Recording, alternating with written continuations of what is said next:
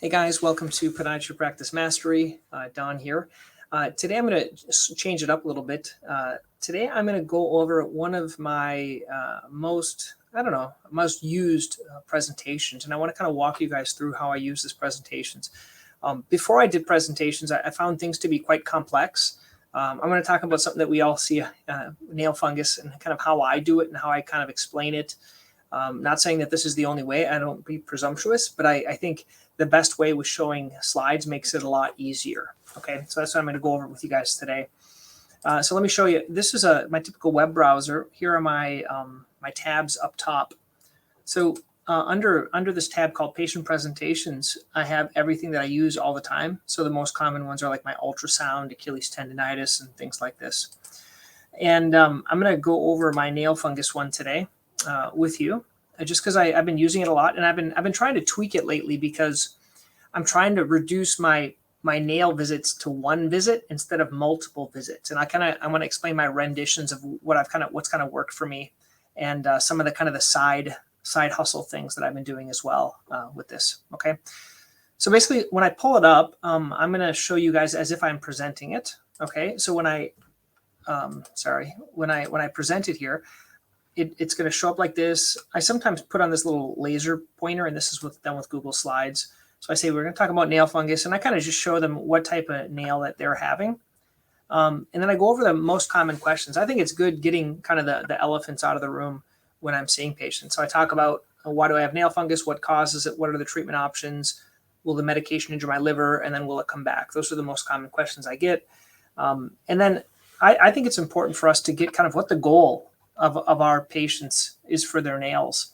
And because a lot of the older patients, they just don't want their nails to hurt. And so we might not be treating them. Other ones, they want a perfect nail.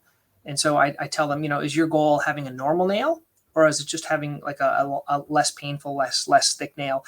And then specifically, this is something I've learned as I've gone on. What are a few things that you don't do as a result of your nails? This is really important. And this is a key thing even for doing like other cosmetic procedures that we do. So if they're not wearing their sandals because of it, it's going to be a whole year before they get a new nail if the medication works or the other treatments work. So I think if they're not wearing sandals, if they're only wearing shoes, if they're really embarrassed, I think that's something that's a good question to have.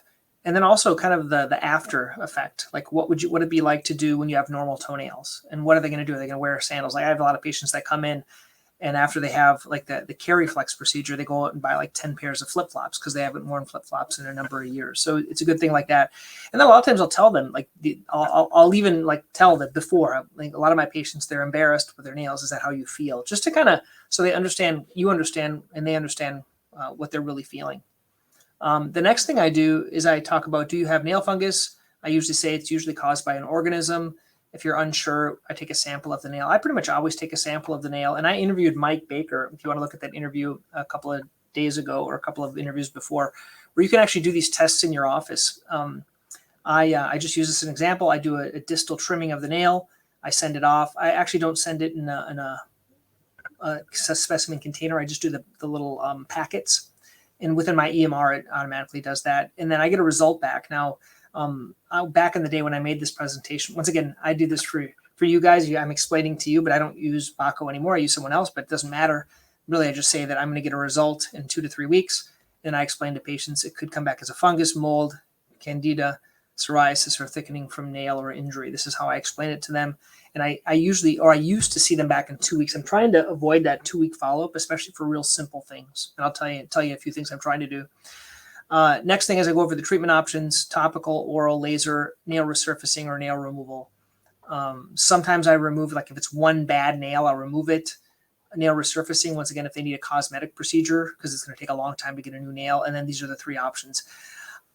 This is how I explain it. And this is a new rendition. Let me explain this. This is what I call a nail fungus treatment evaluator. I've done this for Achilles tendonitis, for plantar fasciitis. And basically, I put the effectiveness on the outside, most effective to least effective. I go through the treatment options, reducing recurrence, and then improving nail health. And I do a couple of things on purpose. Let me walk you through this. So most effective, I find, is the oral. I don't know what you guys think. If you have a different comment, please comment on the bottom of the video. I find I still do oral terbinafine. Sometimes I'll do itraconazole or some of these other ones. I do 3 months daily. I see them back in 3 months. Then I see them in 6 months. I do it weekly just to keep a little bit in their system, and just so I get to see them back and make sure they're actually getting better. And I'll do pictures at these, and then 3 months daily again if it's not totally cleared up. I do liver function tests in the beginning, so I usually send them when I review the pathology results, or if I'm not seeing them back anymore, I just print out the prescription for actually the lab slip. Okay. Laser treatment I do for certain patients that aren't candidates for oral or they don't want to take it. Okay. And then prescription topical antifungal. I don't do a lot of that. I just don't find that it really works for real thick ones.